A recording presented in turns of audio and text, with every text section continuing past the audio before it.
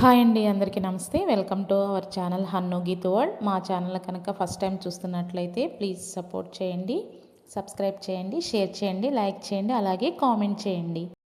Sunday వచ్చింది కదా, ఏం స్పెషల్ చేయాలా అని ఆలోచిస్తున్నారా? అయితే ఈ రెసిపీని తప్పకుండా ట్రై చేయండి. మీ ఇంట్లో వాళ్ళకి 100% అయితే నచ్చుతుంది. అదే ఏమిటనుకుంటున్నారా? పనసగింజల కాంబినేషన్లో నోరూరించే మటన్ కర్రీ. అది ఎలా చేయాలో చూపిస్తాను. మనం పనసగింజల పైన ఉన్న వైట్ పీల్ని అలాగే లోపల ఉన్న ఆ రెడ్ పీల్ని కూడా రిమూవ్ చేసుకుని పీసెస్గా కట్ చేసుకుని పక్కన పెట్టుకోవాలి. నేనైతే 1/2 kg మటన్ తీసుకుంటున్నాను. అలాగే 20 నుంచి 25 వరకు పనసగింజలు, 2 మీడియం సైజ్ ఉల్లిపాయలు అయితే పీసెస్గా కట్ చేసుకున్నాను, 4 పచ్చిమిరపకాయలు, అలాగే కొద్దిగా కొత్తిమీరని అయితే రెడీ పెట్టుకున్నాను. ఇప్పుడు ఒక మిక్సీ జార్ని తీసుకుని దానిలో 2 ఇంచుల అల్లం ముక్క, అలాగే 10 నుంచి 12 ఎల్లుల్లిపాయ రెబ్బలు, 1 స్పూన్ ధనియాలు, 1/2 స్పూన్ జీలకర్ర, 1 ఇలాచి, అలాగే 1 ఇంచు దాల్చిన చెక్క, 2 లవంగాలు, ఫైనల్గా 1 స్పూన్ గసగసాలు అయితే యాడ్ చేసుకొని గ్రైండ్ చేసుకుని పక్కన పెట్టుకుందాము. ఇప్పుడు స్టవ్ ఆన్ చేసుకుని ఒక పాత్రను అయితే తీసుకున్నాము. అల్యూమినియం హెల్త్కి అంత మంచిది కాదంటున్నారు కాబట్టి వాటిని అవాయిడ్ చేసి నేను మట్టి వాటిని వాడుతున్నాను, లేదా స్టీల్ వాటిలో అయితే కుక్ చేసుకుంటున్నాను. ఈ విధంగా ఒక పాత్రను తీసుకొని మనకు సరిపడా ఆయిల్ని తీసుకొని మనం కట్ చేసి పెట్టుకున్న ఉల్లిపాయలు, పచ్చిమిరపకాయల ముక్కల్ని కూడా ఆయిల్లో వేసుకుందాము. అలాగే దీనికి కొంచెం సాల్ట్ని కూడా యాడ్ చేద్దాం. ఈ విధంగా సాల్ట్ని యాడ్ చేయడం వల్ల ఉల్లిపాయలు త్వరగా వేగుతాయి. ఈ విధంగా ఉల్లిపాయలు బ్రౌన్ కలర్ వచ్చే వరకు వేయించుకున్న తర్వాత ముందుగా మనం గ్రైండ్ చేసి పెట్టుకున్న మసాలాను అయితే యాడ్ చేసుకుని పచ్చివాసన పోయే వరకు కూడా కొంచెం ఫ్రై చేసుకుందాము.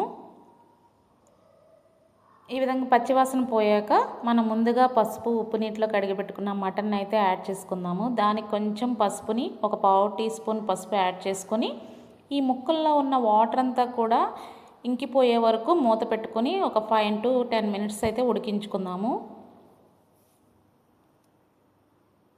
ఈ విధంగా ముక్కల్లో ఉన్న వాటర్ అంతా కూడా ఇంకిపోయాక మనం ముందుగా కట్ చేసి పెట్టుకున్న పనసగింజల ముక్కల్ని యాడ్ చేసుకుందాం. పనసగింజల్ని బాయిల్ చేసుకునైనా యాడ్ చేసుకోవచ్చు. బాయిల్ చేసుకున్నట్లయితే మటన్ ఒక 60-70% ఉడికాక యాడ్ చేసుకోండి. పచ్చివైతే ఈ స్టేజ్లో యాడ్ చేసుకోండి. అలాగే దీనికి సాల్టు, 2 స్పూన్స్ కారం, కొద్దిగా కొత్తిమీరని యాడ్ చేసుకుని ఈ మటన్ ఉడకడానికి సరిపడా వాటర్ని అయితే కూడా వేసుకుందాం. ఈ విధంగా వాటర్ను కూడా వేసుకున్న తర్వాత మూత పెట్టుకుని 15 to 20 minutes మీడియం ఫ్లేమ్లో ఉడికించుకోవాలి.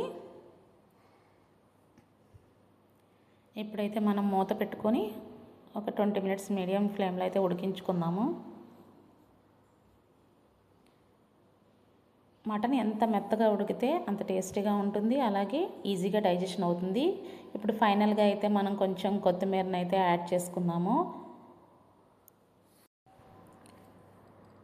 నేను ముందు కూడా కొంచెం కొత్తిమీరని యాడ్ చేశాను, అది కర్రీతో పాటు ఉడికితే బాగుంటుందని. ఇప్పుడు ఫైనల్గా అయితే కొంచెం కొత్తిమీరని యాడ్ చేశాను. ఆయిల్ అయితే పైకి తేలింది, కర్రీ దాదాపుగా దగ్గర పడిపోయింది.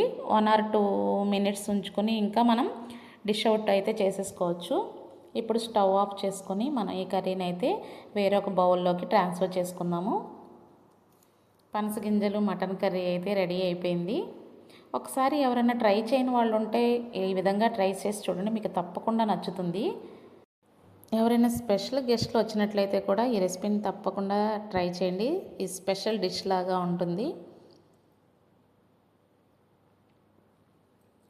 ఈ విధంగా పనసగింజలు మటన్ కర్రీని తయారు చేసుకుని వేడి వేడి అన్నంలో రసం కాంబినేషన్తో తింటే ఆ టేస్టే నెక్స్ట్ లెవెల్ ఉంటుంది. మటన్ని ఒకే విధంగా కర్రీలాగా, ఫ్రైలాగా కాకుండా ఇలా డిఫరెంట్ కాంబినేషన్తో ట్రై చేయండి. మా బాబుకి మూలిగంటే చాలా ఇష్టం, అందుకే మా హస్బెండ్ కంపల్సరీగా మూలిగలు అయితే తీసుకొస్తారు.